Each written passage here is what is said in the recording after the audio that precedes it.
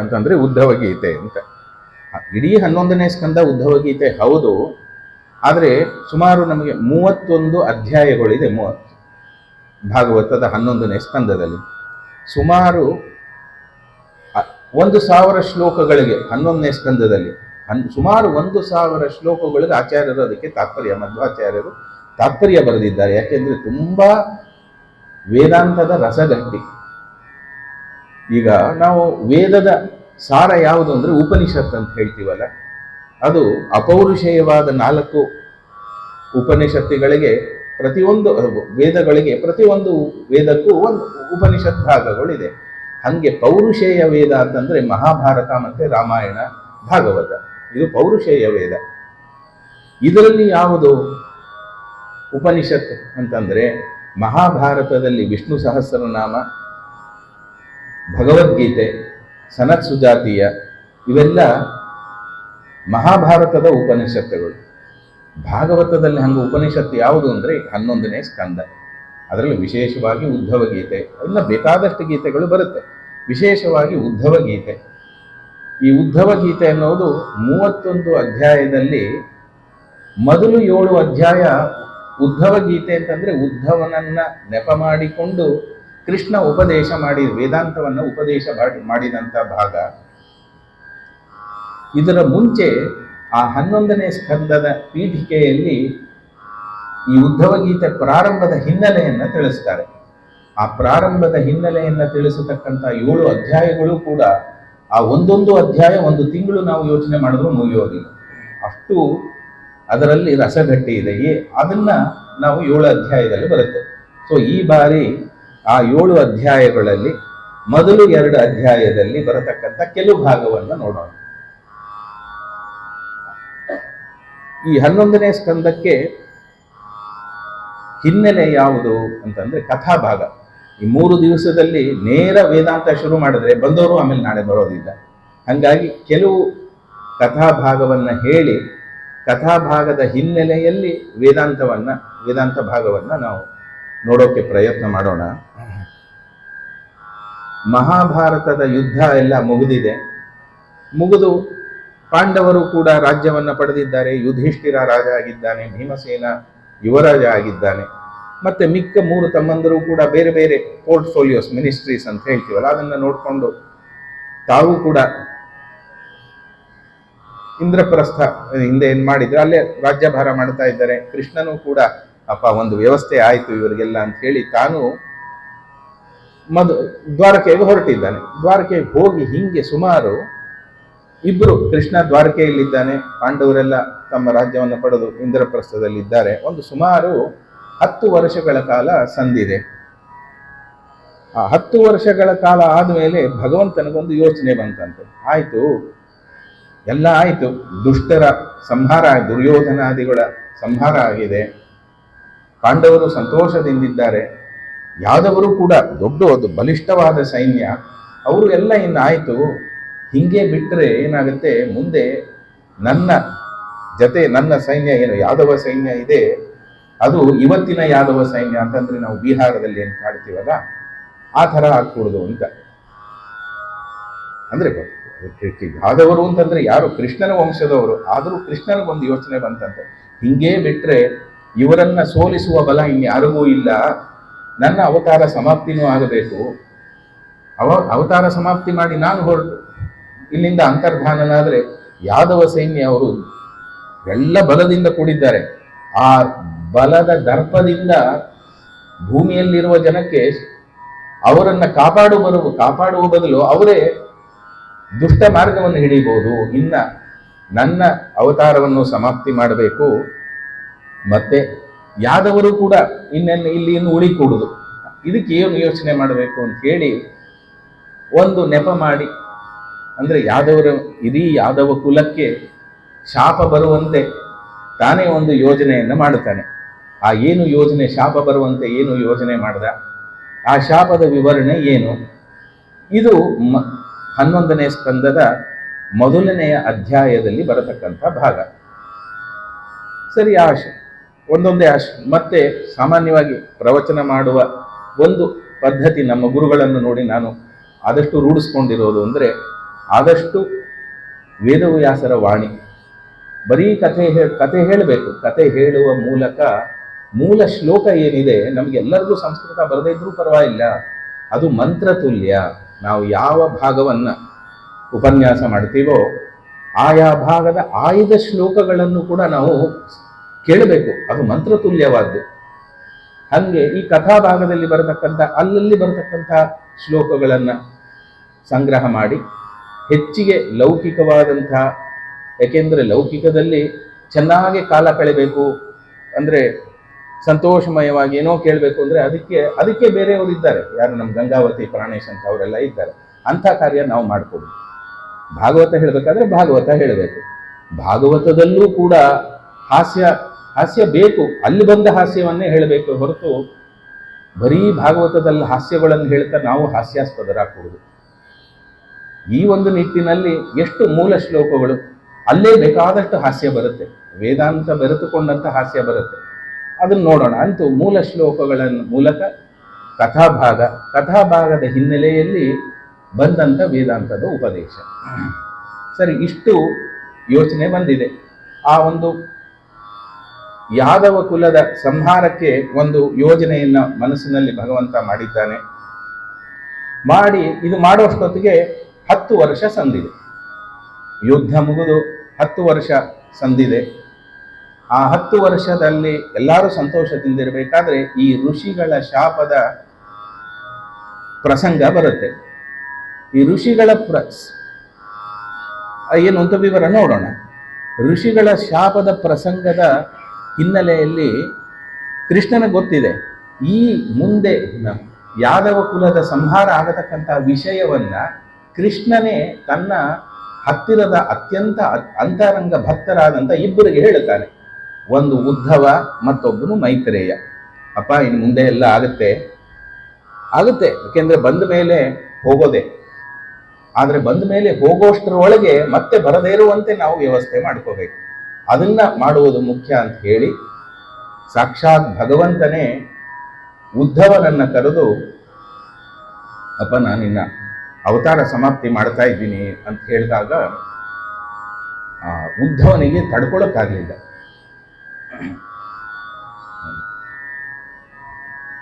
ಜ್ಞಾನದ ಮೂರ್ತಿ ನೀನು ಹೋದರೆ ನಮಗೆಲ್ಲಿಂದ ಜ್ಞಾನ?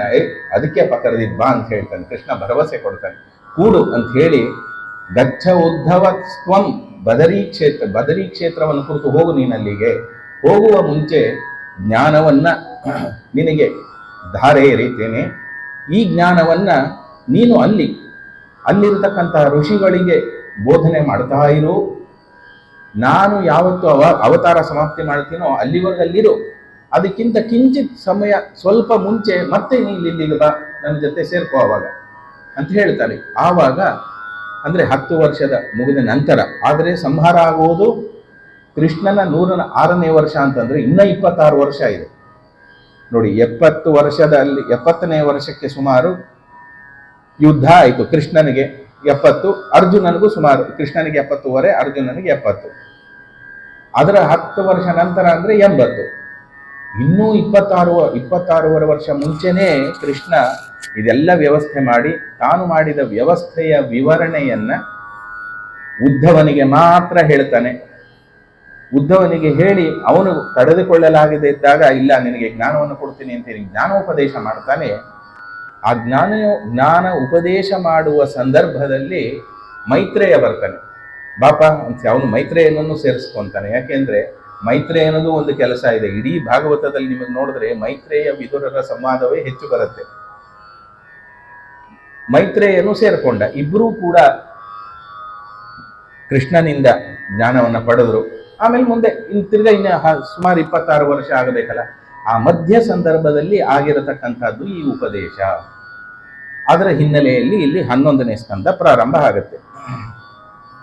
ಕೃತ್ವಾ ದೈತ್ಯವಧಂ ಕೃಷ್ಣಃ ಕೃತ್ವಾ ದೈತ್ಯವಧಂ ಕೃಷ್ಣಃ ಸರಾಮೋ ಯದುಭಿರ್ವೃತಃ ಭುವೋ ಅವತಾರಯನ್ ಭಾರಂ ಯವಿಷ್ಟಂ ಜನಯನ್ ಕಲಿಂ ದೈತ್ಯವಧಂ ಸ ರಾಮಃ ಕೃಷ್ಣಃ ಯದುಭಿರ್ವೃತಃ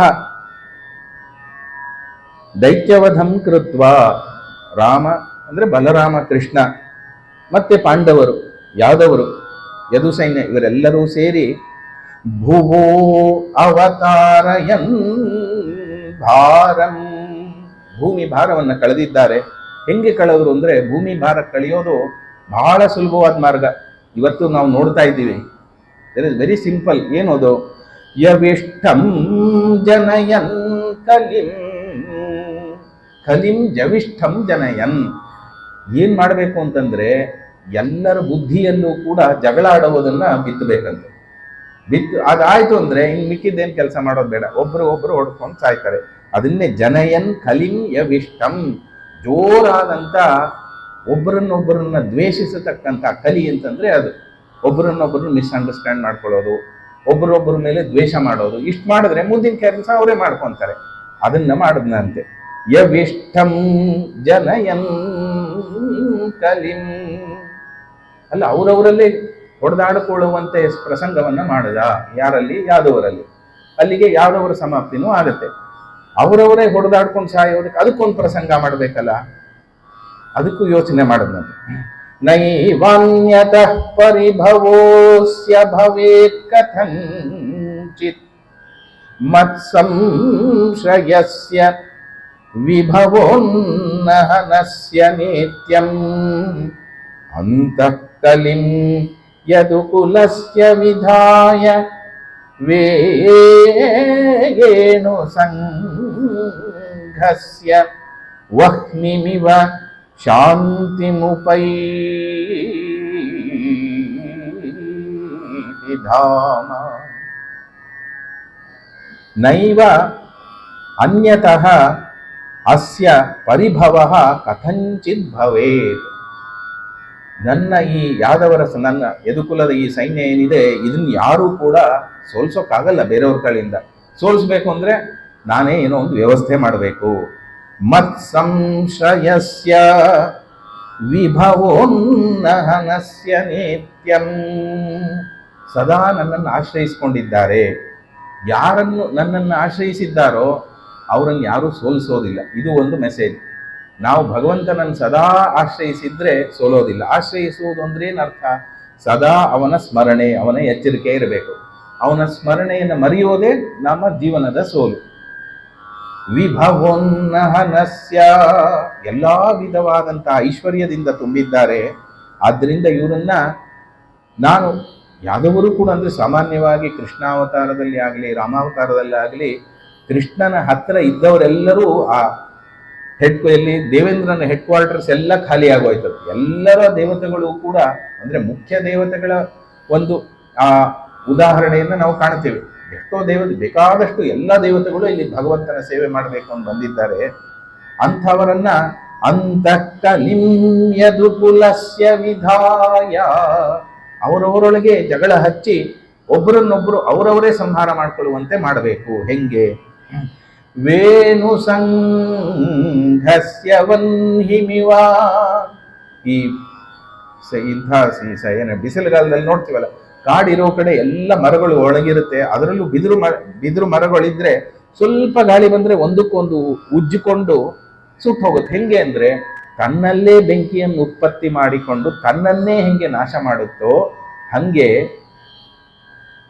ದ್ವೇಷ ಎಂಬತಕ್ಕಂಥ ಬೆಂಕಿಯನ್ನ ನಮ್ಮಲ್ಲೇ ನಾವು ಉತ್ಪಾದನೆ ಮಾಡಿಕೊಂಡ್ರೆ ನಾವೇ ನಮ್ಮನ್ನ ಒಬ್ಬರನ್ನೊಬ್ಬರು ಸಂಹಾರ ಮಾಡ್ಕೊಂತೀವಿ. ಅದರಂತೆ ಮಾಡುತ್ತೇನೆ. ವಿಧಾಯ ವೇಗೇಣು ಸಂಘಸ್ಯ ವನ್ಹಿಮಿವ ಶಾಂತಿಮುಪೈಮಿ ಧಾಮ. ಹೆಂಗೆ ಬಿದಿರು ಗಿಡಗಳು ಕಾಡಿನಲ್ಲಿ ತನ್ನಲ್ಲೇ ತಾನು ಬೆಂಕಿಯನ್ನು ಉತ್ಪತ್ತಿ ಮಾಡಿಕೊಂಡು ವಿನಾಶ ಹೊಂದುತ್ತೋ ಹಂಗೆ ಈ ಯಾದವ ಕುಲವನ್ನ ಅವರವರಲ್ಲೇ ಒಂದು ಜಿದ್ದು ದ್ವೇಷ ಎಂಬತಕ್ಕಂತಹ ಬೆಂಕಿಯನ್ನು ಉತ್ಪಾದನೆ ಮಾಡಿ ಅವರನ್ನ ನಾನು ಸಂಹಾರ ಮಾಡ್ತೇನೆ ಅಂತ ತಾನು ನಿರ್ಧಾರ ಮಾಡಿ ತಾನು ಈ ಏನೋ ಒಂದು ನೆಪ ಮಾಡಿಕೊಂಡು ಅವತಾರ ಸಮಾಪ್ತಿ ಮಾಡಬೇಕು. ಆ ಅವತಾರ ಸಮಾಪ್ತಿ ಮಾಡುವ ಮುನ್ನ ತಾನು ತಾನು ಮಾಡಿ ಅಂದ್ರೆ ಕೃಷ್ಣ ತಾನು ಮಾಡಿದಂಥ ಅದ್ಭುತವಾದ ಕಾರ್ಯಗಳನ್ನ ಎಲ್ಲಾ ಜನರಲ್ಲೂ ಮುಟ್ಟುವಂತೆ ಮಾಡಿ ತಾನು ಅಂತರ್ಧಾನನಾದನಂತೆ. ಯಾಕೆ? ಸ್ವಮೂರ್ತ್ಯಾಲೋಕಲಾವಣ್ಯ ನಿರ್ಮುಕ್ತ್ಯ ಸ್ವಮೂರ್ತ್ಯಾಲೋಕಲಾವಣ್ಯ ನಿರ್ಮುಕ್ತ್ಯ ಲೋಚನಂ ಋಣಾಂ. ಭಗವಂತ ಹೆಂಗೆ ಕಾಣಿಸ್ತಾ ಇದ್ದ, ನಡೆದಾಡ್ತಾ ಇದ್ರೆ ಎಲ್ಲ ಜನರ ಮಧ್ಯದಲ್ಲೂ ತಾನೂ ಒಬ್ಬರಂತೆ ಮನುಷ್ಯರ ರೂಪದಂತೆ ಎಲ್ಲರ ಮಧ್ಯೆ ಓಡಾಡ್ತಾ ಇದ್ದ. ಹೆಂಗಿದ್ದ? ಲೋಕಲಾವಣ್ಯ ನಿರ್ಮೂತ್ಯ ಸ್ವಮೂರ್ತ್ಯ. ಲೋಕದಲ್ಲಿ ಯಾರ್ಯಾವ ಪುರುಷನಲ್ಲಿ ಒಂದೊಂದು ಸೌಂದರ್ಯ ಅಂತ ಕಾಣಿಸುತ್ತೆ, ಆ ಎಲ್ಲ ಸೌಂದರ್ಯಗಳನ್ನ ಒಟ್ಟಿ ಮಾಡಿದರೆ ಏನು ಒಂದು ಸೌಂದರ್ಯದ ಉನ್ನತಿಕೆ ಇರಬೇಕೋ ಅದೆಲ್ಲ ಅವನಲ್ಲಿತ್ತು. ಲೋಕಲಾವಣ್ಯ ನಿರ್ಮುಕ್ತ್ಯ. ನೋಡಿದ್ರೆ ಇನ್ನೆಲ್ಲೂ ನಮಗೆ ಲಾವಣ್ಯ, ಆ ಸೌಂದರ್ಯ ಕಾಣೋದೇ ಇಲ್ಲ. ಕೃಷ್ಣನ ಮುಖದ ಆ ಲಾವಣ್ಯವನ್ನ ಕಂಡರೆ ಬೇರೆ ಎಲ್ಲೂ ಕಾಣೋದೇ ಇಲ್ಲ. ಇಂಥ ಸೌಂದರ್ಯವನ್ನ ಎಲ್ಲ ಜನರ ಮಧ್ಯೆ ತಾನು ಬಿತ್ತರ ಮಾಡುತ್ತಾ ಲೋಚನಂ ಋಣಾಂ ಆಚ್ಛಿದ್ಯ. ಎಲ್ಲರ ಕಣ್ಣನ್ನು ಕಿತ್ತನಂತೆ. ಅಂದ್ರೆ ಇಂಥ ಕಣ್ಣು ಕಿತ್ತಿದ್ರೆ ಒಳ್ಳೇದೆ. ಎಲ್ಲಿ ಕಿತ್ತಿದ? ಕಿತ್ತು ತನ್ನೊಳಗೆ ಇಟ್ಟುಕೊಂಡ. ಅಂದ್ರೆ ನೋಟವನ್ನ ತನ್ನಲ್ಲೇ ಇರುವಂತೆ ಮಾಡಿದ ಕೃಷ್ಣ. ಸ್ವಮೂರ್ತ್ಯ ಲೋಕಲಾವಣ್ಯ ನಿರ್ಮುಕ್ತ್ಯ ಲೋಚನಂ ಋಣಾಮಾಚ್ಛಿದ್ಯ. ಕಣ್ಣು ಕಿತ್ತ ನೋಡಿ. ಏನಂದ್ರೆ ಭಗವಂತನ ಆ ಒಂದು ಲೀಲೆ ಹೆಂಗೆ ಹೇಳುತ್ತೆ, ಎಷ್ಟು ಚೆನ್ನಾಗಿರುತ್ತೆ. ಕಣ್ಣು ಕಿತ್ತೋದಲ್ಲ, ನೀವು ಅವನನ್ನು ಸಮರ್ಪಣೆ ಮಾಡಿಕೊಂಡ್ರೆ ನಿಮ್ಮ ಬುದ್ಧಿಯನ್ನು ಕಿತ್ತುತ್ತಾನೆ. ಗೀರ್ಭಿಹಿತಾಂ ಸ್ಮರತಾಂ ಚಿತ್ತಮಾಚ್ಛಿದ್ಯ. ಯಾರು ತನ್ಮಯರಾಗಿ ಗೀರ್ಭಿಹಿ ತಾಂ ಸ್ಮರತಾಂ ಭಗವಂತನ ಸ್ತೋತ್ರವನ್ನ ಮಾಡುತ್ತಾ, ಸ್ತೋತ್ರದ ಅನುಸಂಧಾನದ ಮೂಲಕ ಭಗವಂತನಲ್ಲಿ ಯಾರು ಶರಣಾದರೋ ಅವರ ಬುದ್ಧಿಯನ್ನ ಎತ್ತಿ ತನ್ನಲ್ಲಿ ಇಟ್ಕೊಂತಾನಂತೆ. ಗೀರ್ಭಿಹಿ ತಾಂ ಸ್ಮರತಾಂ ಚಿತ್ತಂ ಆಚ್ಛಿದ್ಯ. ಅಪ್ಪ, ಸ್ತೋತ್ರ ಮಾಡೋದು ಗೊತ್ತಿಲ್ಲ, ಎಲ್ಲೋ ದೂರದಲ್ಲಿ ನಡೀತಾ ಇದ್ದಾನೆ, ಹತ್ತಿರದಿಂದ ಅವನ ಮುಖನೂ ಕಾಣ್ತಿಲ್ಲ, ಬೇಡ. ಪದೈಹಿತಾಂ ಈಕ್ಷತಾಂ. ದೂರದಲ್ಲಿ ಆ ಭಗವಂತನ ಪಾದ ವಿನ್ಯಾಸ ನಡೆದು ಹೋಗ್ತಾ ಇರುವಂತದ್ದು ನೋಡಿದ್ರೂ ಸಾಕು. ಕ್ರಿಯಾ ಆಚ್ಛಿದ್ಯ. ನಮ್ಮ ಎಲ್ಲ ಪಾಪ ರಾಶಿಗಳು, ಕ್ರಿಯಾ ಅಂತಂದ್ರೆ ಪ್ರಾರಬ್ಧ ಕರ್ಮಗಳು ಎಲ್ಲವನ್ನೂ ಆಚ್ಛಿದ್ಯ, ಅದನ್ನು ಕಿತ್ಕೊಂತಾನಂದ್ರೆ ಅದನ್ನ ಪರಿಹಾರ ಮಾಡ್ತಾನೆ. ಹಿಂಗೆ ಕೀರ್ತಿಂ ಸುಶ್ಲೋಕಾಂ ವಿತನ್ವನ್. ಇಂಥ ಕೀರ್ತಿಯನ್ನ ಭೂಮಂಡಲದಲ್ಲೆಲ್ಲ ಹರಡಿ, ಅಂಜಸಾತು ಕೌ ಅಂತಂದ್ರೆ ಭೂಮಿಯಲ್ಲಿ ಇಂಥ ಕೀರ್ತಿಯನ್ನ ಪ್ರಸಾರ ಮಾಡಿ, ತಮೋ ಅನಯಾತರಿಷ್ಯಂತಿ. ಹೌದು ಕೃಷ್ಣ, ನಮ್ಮದು ಕಣ್ಣು ಕಿತ್ಕೊಳ್ಳಿ, ಬುದ್ಧಿ ತಗೊಳ್ಳಿ, ಅಂದ್ರೆ ಕಾಣಿಸ್ತಿಲ್ಲಲ್ಲ, ಅದಕ್ಕೂ ನೀವು ಒದ್ದಾಡಬೇಡಿ. ಇಂಥ ಕೀರ್ತಿಯನ್ನ ಕೇಳಿದ್ರೂ ಕೂಡ ಅಂಥವರ ತಮೋ ಅನಯಾತರಿಷ್ಯಂತಿ. ಅಂಥ ನಮ್ಮ ಅಜ್ಞಾನವನ್ನು, ಅವನ ಆ ಕೀರ್ತಿಯನ್ನ ಕೇಳಿದ್ರೆ ನಮ್ಮ ಅಜ್ಞಾನವನ್ನು ಕಳೆಯತಕ್ಕಂಥ ಇಂಥ ಕೃಷ್ಣ ಸ್ವಂಪದಂ ಈಶ್ವರ ತರಿಷ್ಯಂ ಅತ್ಯಗಾತೆ. ತನ್ನ ಕೀರ್ತಿಯನ್ನ ಇಟ್ಟು ಆ ಜನರ ಮಧ್ಯೆ ನಡೆದಾಡತಕ್ಕಂಥ ರೂಪವನ್ನು ಅಂತರ್ಧಾನಗೊಳಿಸಿದರೂ ಕೀರ್ತಿಯ ಮೂರ್ತಿಯನ್ನ ನಮ್ಮ ಮಧ್ಯದಲ್ಲಿ ಇಟ್ಟು ಅಂದ್ರೆ ಎಲ್ಲ ಯಾದವ ಕುಲ ಸಂಹಾರವೂ ಆಯಿತು ಅಂದ್ರೆ ಮುಂದೆ ಆಗೋದನ್ನ ಈಗ ಆಯಿತು ಅಂತ ಹೇಳ್ತಾ ಇದ್ದಾರೆ. ತನ್ನ ಅವತಾರವನ್ನು ಸಮಾಪ್ತಿ ಮಾಡ್ತಾನೆ. ಇಷ್ಟು ಹೇಳಿದಾಗ ಕಥೆಯನ್ನ ಕೇಳ್ತಾ ಇರತಕ್ಕಂಥ ಪರೀಕ್ಷಿತ್ ರಾಜ ಶುಕಾಚಾರ್ಯ ಏನು ಇದೆಲ್ಲ ಒಂದು ಬಹಳ ಶಾರ್ಟ್ ಅಲ್ಲಿ ಹೇಳಿದ್ರಲ್ಲ, ಸ್ವಲ್ಪ ಇವಾಗ ಅದನ್ನ ವಿಸ್ತಾರ ಮಾಡಿ ಅಂತ ಕೇಳ್ತಾನೆ.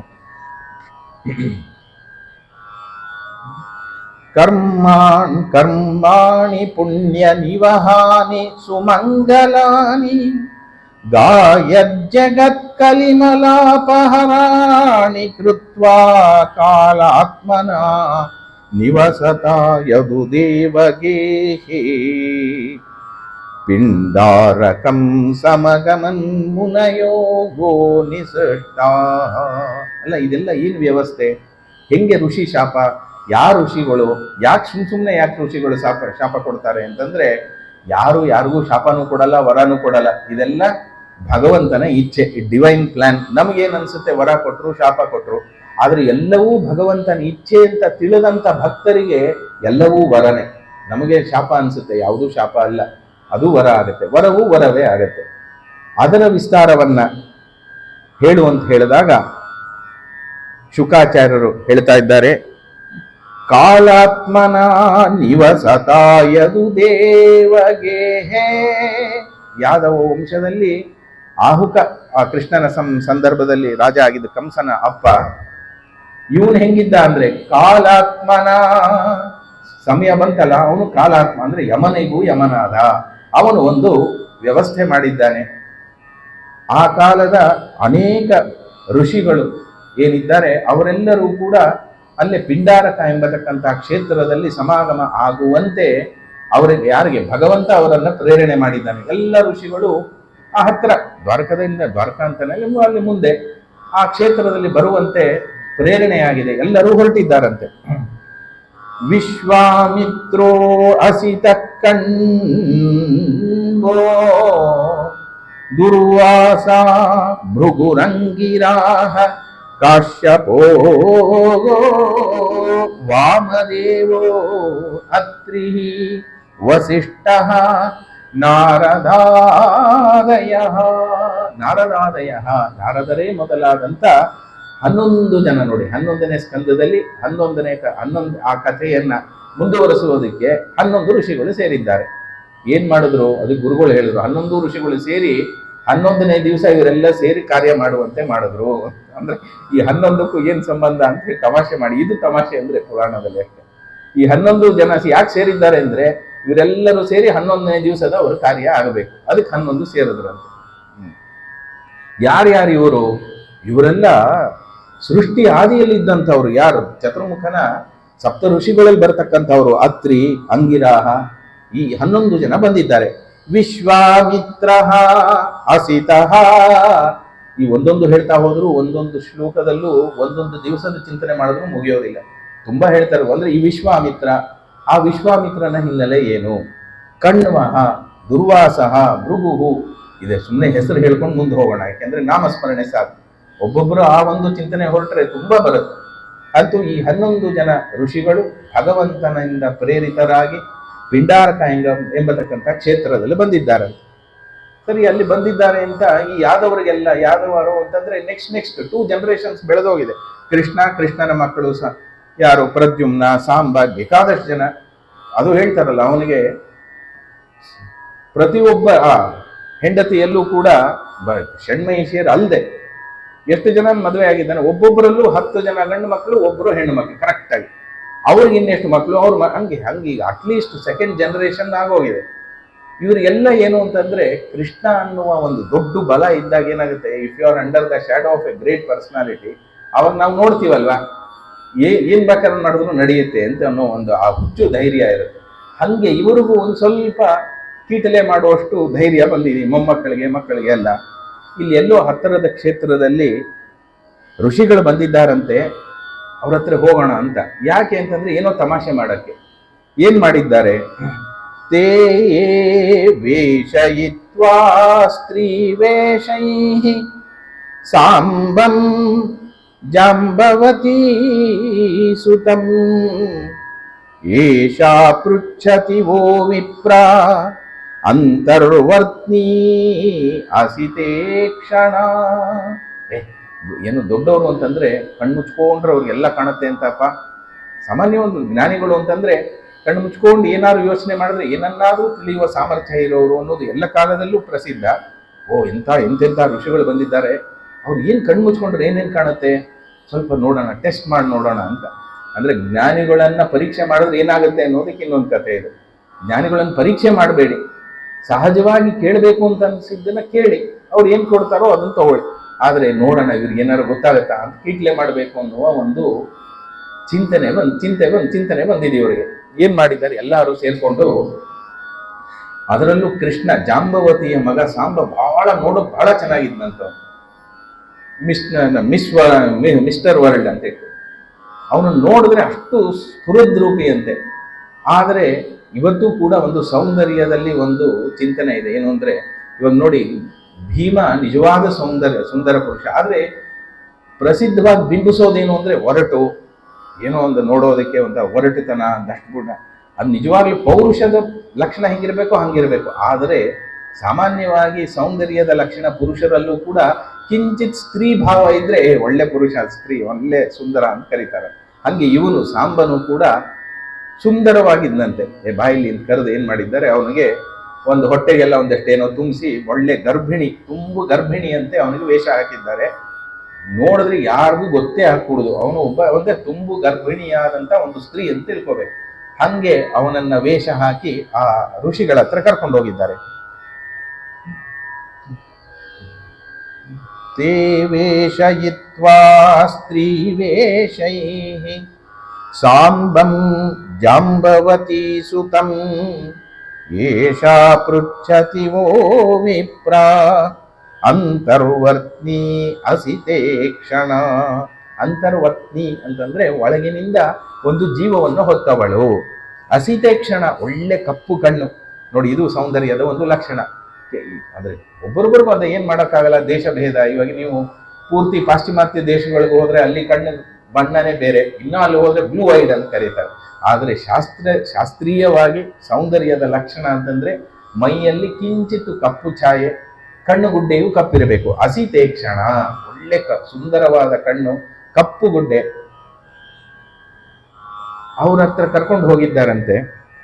ಹೋಗಿ ಇವಳು ಬಹಳ ನಾಚಿಕೆ ಪಟ್ಟಿದ್ದಾಳೆ. ಈಗೋ ಆಗಲು ಮಗು ಆಗೋದಿದೆ, ಪುತ್ರನನ್ನ ಒಳ್ಳೆ ಸತ್ಪುತ್ರನನ್ನ ಬಯಸ್ತಾ ಇದ್ದಾಳೆ. ಆದ್ರೆ ಯಾರಿಗೆ ಗೊತ್ತು ಪುತ್ರನೋ ಪುತ್ರಿ ಏನಾಗುತ್ತೋ ಗೊತ್ತಿಲ್ಲ. ಜ್ಞಾನಿಗಳು ಅಂತರ್ದೃಷ್ಟಿಯಿಂದ ನೀವೆಲ್ಲ ಕಾಣುವವರು ಅಂತ ಹೇಳಿ ಬಹಳ ವಿನಯದಿಂದ, ಅಂದ್ರೆ ಇದನ್ನ ವರ್ತನೆಯಲ್ಲೂ ಸಹಜ ವಿನಯ ಇರಬೇಕೇ ಹೊರತು ಅತಿ ವಿನಯ ಇರ್ಕೊಡುದು. ಅದು ಮುಂದಿನ ನಿಮ್ಗೆ ಗೊತ್ತಿದೆ ಗಾದೆ ಏನು ಅಂತ. ಅತಿ ವಿನಯಂ ಧೂರ್ತ ಲಕ್ಷಣಂ. ಹಂಗೆ ಹೋಗಿ ಟೊಂಕ ಬಗ್ಗಿಸಿ ಪಾದ ಹಿಡಿದು 5 ನಿಮಿಷ ಪಾದ ಬಿಡದೆ ಚೆನ್ನಾಗಿ ನಮಸ್ಕಾರ ಮಾಡಿದ್ದಾರೆ. ಒಂದ್ ರೀತಿಯಿಂದ ಬಹಳ ದುಃಖದಿಂದ, ಅಯ್ಯೋ ಪಾಪ ಇವ್ರಿಗೆ, ಅವಳಿಗೆ ಕೇಳುವುದಕ್ಕೂ ನಾಚಿಕೆ. ಏಷಾ ಪೃಚ್ಛತಿ ವೋ ವಿಪ್ರ, ತಾನೇ ಕೇಳೋಕ್ಕೂ ಕೂಡ ನಾಚಿಕೆ. ನಮ್ಮ ಮೂಲಕ ಕೇಳಿಸ್ತಾ ಇದ್ದಾರೆ, ಏನು ಮಗು ಆಗುತ್ತೆ, ತಾವೆಲ್ಲರೂ ಹೇಳ್ಬೋದಾ ಅಂತ ಹೇಳಿ ಎಲ್ಲರನ್ನು ಕೇಳಿದ್ದಾರೆ. ಅವರು ಒಂದು ಕ್ಷಣ ಕಣ್ಣು ಮುಚ್ಚಿದ್ದಾರೆ. ಓ, ಇವರು ನಿಜವಾಗಲೂ ಕೂಡ ಅತಿ ವಿನಯವಂತರು ಅಂತ ತಿಳಿದು, ಏವಂ ಪ್ರಲಬ್ಧಾ ಮುನಯಃ, ಒಳಗಿಂದ ಗೊತ್ತಾಗಿದೆ. ಏವಂ ಪ್ರಲಬ್ಧಾ, ಓ ನಮಗೆ ಮೋಸ ಮಾಡ್ತಾ ಇದ್ದಾರೆ. ಅಂದ್ರೆ ಇದು ಮೋಸ ಅಂತಂದ್ರೆ ಏನೋ ತುಂಬಾ ಎದುರು ಮೋಸ ಅಲ್ಲ, ನಯವಂಚಕತನ ಅಂತಾರಲ್ಲ ಹಂಗೆ. ಏವಂ ಪ್ರಲಬ್ಧಾ ಮುನಯಃ ತಾನೂಚುಹು, ಕೋಪ ಬಂದಿದಂತೆ. ಕೋಪ ಬಂದು ಕುಪಿತ ನೃಪ, ನೃಪ ಏನಾಯ್ತು ಗೊತ್ತಾ, ಕುಪಿತ ಏವಂ ಪ್ರಲಬ್ಧ, ಮೋಸ ಮಾಡಿದ್ದೀರಾ ಅಂತ ತಿಳಿದು ಹುಟ್ಟುತ್ತೆ. ಜನಯಿಷ್ಯತಿ ವೋ ಮಂದಾಃ, ಜನಯಿಷ್ಯತಿ ವೋ ಮಂದಾಃ ಮುಸಲಂ ಕುಲನಾಶನಂ. ಹೌದು, ಹುಟ್ಟುತ್ತೆ. ನಿಮ್ಮ ಕುಲವನ್ನ ನಾಶ ಮಾಡತಕ್ಕಂತ ಒಂದು ಒನಕೆಯನ್ನ ಹೇರುತ್ತಾಳೆ. ನೋಡಿ, ಆ ಅದ್ಭುತವಾದ ಮಾತುಗಳು. ಇವ್ರು ಏನೋ ಬಟ್ಟೆ ತುರುಕಿ ಏನೋ ಮಾಡಿ ಇಷ್ಟು ಡುಬ್ಬ ಮಾಡಿ ಕರ್ಕೊಂಡು ಹೋಗಿದ್ದಾರೆ. ಹೇಳ್ತಾ ಇದ್ದಾರೆ, ಮುಸಲಂ ಕುಲನಾಶನಂ, ನಿಮ್ಮ ಇಡೀ ಯಾದವ ಕುಲ ನಾಶ ಮಾಡತಕ್ಕಂತ ಒಂದು ನಿರ್ಜೀವವಾದ ಒನಕೆಯನ್ನ ಹೆರುತ್ತಾಳೆ ಅಂತ ಹೇಳಿದ ತಕ್ಷಣ ಗಾಬರಿ ಆಗೋ, ಏನೋ ತಮಾಷೆ ಮಾಡಕ್ ಹೋಗಿದ್ದಾರೆ ಇವರು, ಏನಪ್ಪ ಮಾಡೋದು ಅಂತ ಗಾಬರಿ ಆಗೋಗಿದೆ. ಏನ್ ಮಾಡೋದೇನು, ತಕ್ಷಣ ಸರ ಮಾತಿಲ್ಲ ಏನಿಲ್ಲ, ಓಟ ಅಲ್ಲಿಂದ ಓಡಿದ್ದಾರೆ. ದೂರ ಬಂದು ಎಲ್ಲ ಬಟ್ಟೆ ಬಿಚ್ಚಿದ್ದಾರಂತೆ. ನಾವು ಕಟ್ಟಿದ್ದು ಹತ್ತಿ ಬಟ್ಟೆ ಏನೋ ನೋಡಿದ್ರೆ ಭಾರವಾದಂತ ಮುಸಲ. ಅಂದ್ರೆ ಸಾಮಾನ್ಯವಾಗಿ ನಾವು ಒನಕೆ ಅಂತಂದ್ರೆ ಏನಾಗುತ್ತೆ, ನಮ್ಮ ನಿತ್ಯ ಮನೆಗಳಲ್ಲಿ ಒಂದು ಮರದ ಭಾಗ ಇರುತ್ತೆ, ಕೊನೆಯಲ್ಲಿ ಒಂದೇನೋ ರಿಂಗ್ ಹಾಕಿರ್ತೀವಿ, ಹಂಗಲ್ಲ ಇದು. ಇದ್ರ ಈ ಕುಟ್ಟ ಏನು ಹಾರೆ ಅಂತೀವಲ್ಲ, ಇಡೀ ಆಬ್ಸಲ್ಯೂಟ್ ಸಾಲಿಡ್ ಐರನ್, ಅದು ಸಾಲಿಡ್ ಐರನ್. ಅದನ್ನು ತೆಗೆದು ನೋಡ್ತಾರೆ, ಕೈ ಏನು ಭಾರವಾದ ಒಂದು ಮುಸಲ ಇದೆ. ಏನು ಮಾಡಬೇಕು ಗೊತ್ತಾಗಿಲ್ಲ. ತಗೊಂಡು ಹೋಗಿದ್ದಾರೆ. ಹೋಗಿ ಮತ್ತೆ ಆಹುಕನ ಹತ್ರ ಹಿಂಗೆಲ್ಲ ಆಗೋಯ್ತು, ಏನು ಮಾಡೋದು ಅಂತ ಬಹಳ ಗಾಬರಿಯಾಗಿ ನಿವೇದನೆ ಮಾಡ್ಕೊಂಡಿದ್ದಾರೆ. ಅವನಿಗೂ, ಯಾಕೆಂದ್ರೆ ಯಾವತ್ತೂ ಕೂಡ ಜ್ಞಾನಿಗಳ ಭಗವಂತ ತನ್ನ ಮಾತನ್ನಾದರೂ ಸುಳ್ಳು ಮಾಡ್ಕೊಂತಾನೆ. ಭೀಷ್ಮರ ಎದುರು ನೋಡಿದ್ವಲ್ಲ, ತನ್ನ ಮಾಡಿದಂತ ಪ್ರತಿಜ್ಞೆಯನ್ನೇ ಮುರಿದುಕೊಂಡ. ಆದರೆ ಭಗವದ್ಭಕ್ತರು ಹೇಳಿದ ಮಾತನ್ನು ಯಾವತ್ತೂ ಸುಳ್ಳು ಮಾಡೋದಿಲ್ಲ ಅನ್ನೋದು ತಿಳಿದಿತ್ತು ಆಹುಕನಿಗೂ ಕೂಡ. ಏನ್ ಮಾಡೋದು ಅಂತ ಗಾಬರಿಯಾಗಿದೆ. ಆದ್ರೂ ಏನೋ ಒಂದು ಮಾಡಿ, ಇದು ಇದ್ರೆ ತಾನೇ ಯಾರಿಗೊಬ್ರಿಗೊಬ್ರು ಹೊಡೆಯೋದು ಅಂತ ಹೇಳಿ ಅದನ್ನ ಆದಷ್ಟು ಪುಡಿ ಮಾಡಿದ್ದಾರಂತೆ ನೋಡಿ. ಅಂದ್ರೆ ಆ ಕಬ್ಬಿಣದನ್ನ ಚೆನ್ನಾಗಿ, ಇವತ್ತು ನಾವು ತುರೋಮಣಿಲಿ ಹೆರೆದು ಸೌತೆಕಾಯಿ ಆದ್ರೆ ಹಿಂಗೆ ಹೆರೆದು ಬಿಡ್ಬೋದು, ಅದಾಗತ್ತೆ, ಪುಡಿ ಏನೋ ಆಗುತ್ತೆ. ಆದ್ರೆ ಏನೋ ಮಾಡಿ ಕುಟ್ಟಿ ಚೆನ್ನಾಗಿ ತುಂಡು ತುಂಡಲ್ಲ, ಪುಡಿ ಪೂರ್ತಿ ನುಣ್ಣಗೆ ಮರಳಿನಂತೆ ಸಣ್ಣ ಹಿಟ್ಟಿನಂತೆ ಪೂರ್ಣಿ ಮಾಡಿದ್ದಾರೆ. ಮಾಡಿದ್ರು ಕೊನೆಗೆ ಒಣಕೊಬ್ಬರಿ ನೀವು ತುರಿಬೇಕಾದ್ರೆ ಕೊನೆಗೆ ಸ್ವಲ್ಪ ಬಹಳ ಕೇರ್ಫುಲ್ ಆಗಿರ್ಬೇಕು. ಜೋರಾಗಿ ತುರಿದ್ರೆ ನಿಮ್ ಕೈ ನೋವು ಹೊಟ್ಟೋಗುತ್ತೆ. ತುಂಡು ಉಳದೇ ಉಳಿಯುತ್ತಲ್ಲ. ಏನು ಪುಡಿ ಮಾಡಿದ್ರು ಕೊನೆಗೆ ಸಣ್ಣ ತುಂಡು ಉಳಿತಂತೆ. ಹೋಗ್ರಪ್ಪ, ಇದೆಲ್ಲ ತಗೊಂಡೋಗಿ ಸಮುದ್ರದಲ್ಲಿ ಹಾಕ್ಬಿಡಿ ಅಂತ ಹೇಳಿದ್ದಾರೆ. ಸಮುದ್ರದಲ್ಲಿ ಹೋಗಿ ಹಾಕಿದ್ದಾರೆ. ಕತೆ ಗೊತ್ತಿದೆ ನಿಮ್ಗೆ. ಇನ್ನು ತುಂಡಿತ್ತು, ಆ ತುಂಡನ್ನು ಎಸ್ತಿದ್ದಾರಂತೆ. ಅದೇನಾಗಿದೆ, ಆ ಸಮುದ್ರದಲ್ಲಿ ಅಲೆಗಳು ಬರ್ತಾನೆ ಇರುತ್ತೆ. ಆ ಅಲೆಗಳು ಬರುವುದರ ಜೊತೆಯಲ್ಲಿ ಆ ಅಲೆಯಲ್ಲಿ ಬೆರೆತಂತ ಈ ಅಯಸ್ಸಿನ ಪುಡಿ ಏನಿದೆ ಬಂದು ಮರಳಿನಲ್ಲಿ ಸೇರ್ಕೊಂಡಿದೆ. ಮರಳಿನಲ್ಲಿ ಸೇರ್ಕೊಂಡು ಮರಳಿನ ಮಧ್ಯದಲ್ಲಿ ಈ ದರ್ಭೆಗಳು, ಅದರಲ್ಲೂ ಒಂದು ವಿಶೇಷ ಐರಕಾಹ ಅಂತಂದ್ರೆ ಚೂಪಾಗಿರತಕ್ಕಂಥ ಗಟ್ಟಿಯಾಗಿರುವಂಥದ್ದು. ಅದನ್ನ ತೆಗೆದು ಒಬ್ಬರು ಚುಚ್ಚಿದ್ರೆ ದಬ್ನ ಇದ್ದಂಗೆ ಪೂರ್ತಿ ಶಾರ್ಪ್ ಎಡ್ಜ್ ಒಳಗೆ ಹೊಟ್ಟೆ ಹೋಗುತ್ತೆ. ಅಂಥ ಬೆಳೆಯತಕ್ಕಂಥ ಆ ಏರಕ, ಆ ಒಂದು ದರ್ಭ ವಿಶೇಷದಲ್ಲಿ ಈ ಎಲ್ಲ ಈ ಅಯಸ್ಸಿನ ಭಾಗ ಸೇರ್ಕೊಂಡಿದೆ. ಅದೇನಾಗುತ್ತೆ, ಮುಂದೆ ಅಲ್ಲಿ ಹೋಗಿ ಮುಂದೆ ಅವರು ಕೃಷ್ಣ ಅವತಾರದ ಸಮಾಪ್ತಿಯಲ್ಲಿ ಒಬ್ರಿಗೊಬ್ರು ಪೂರ್ತಿ ಪಾನಮತ್ತರಾಗುತ್ತಾರೆ. ಪಾನಮತ್ತರಾಗಿ ಒಬ್ರಿಗೊಬ್ರು ಅಂದ್ರೆ ಮತ್ತರ ಆದ ಮೇಲೆ ಮತ್ತೇನು ಬರುತ್ತೆ ಮನಸ್ಸಿಗೆ ಗೊತ್ತಿಲ್ಲ. ಬಹಳ ಫ್ರೆಂಡ್ಸ್ ಆಗ್ಬೋದು ಅಥವಾ ಇನ್ನೇನಾದ್ರೂ ಆಗ್ಬೋದು. ಇಲ್ಲಾಗಿದ್ದೇನು ಅಂದ್ರೆ ಒಬ್ರಿಗೊಬ್ರು ಹೊಡ್ಕೊಂಡ್ರು. ಅಂತೂ ಇದೆಲ್ಲ ಬೆಳೆದು ನಿಂತಿದೆ. ಸಣ್ಣ ತುಂಡು ಉಳಿದಿತ್ತಲ್ಲ, ಆ ತುಂಡನ್ನು ಒಂದು ಮೀನನ್ನು ಉಂಟಿದಂತೆ. ಆ ಮೀನನ್ನ ಮತ್ತಾರೋ ಬೆಸ್ತರು ಹಿಡಿದಾಗ ಆ ಮೀನು ಸಿಕ್ಕಿದೆ. ಆ ಮೀನು ಮಾರಾಟ ಮಾಡಿ ಮತ್ತೊಬ್ಬ ಬೆಸ್ತ ತಗೊಂಡಾಗ ಅದನ್ನ ಎಲ್ಲ ಮೀನು ಭಕ್ಷಣೆ ಮಾಡೋದು ನೋಡಿದಾಗ ಅದ್ರ ತುಂಡಿತ್ತು. ಅದನ್ನ ಚೆನ್ನಾಗಿ ತಟ್ಟಿ ತನ್ನ ಬಾಣದ ತುದಿ ಮಾಡಿಕೊಂಡ. ಇದರಿಂದ ಕೃಷ್ಣಾವತಾರದ ಸಮಾಪ್ತಿಗೆ ನೆಪ ಆಯಿತು. ಇಷ್ಟು ವ್ಯವಸ್ಥೆ ಎಲ್ಲ ಆಯ್ತಂತೆ. ಇಲ್ಲ, ಇಷ್ಟೆಲ್ಲ ಆಯಿತು. ಇದನ್ನ ಕೃಷ್ಣ ಬಯಸಿದ್ರೆ ಆಗ್ತಿರ್ಲಿಲ್ವಾ? ಭಗವಾನ್ ಸ್ಥಾತ ಸರೋ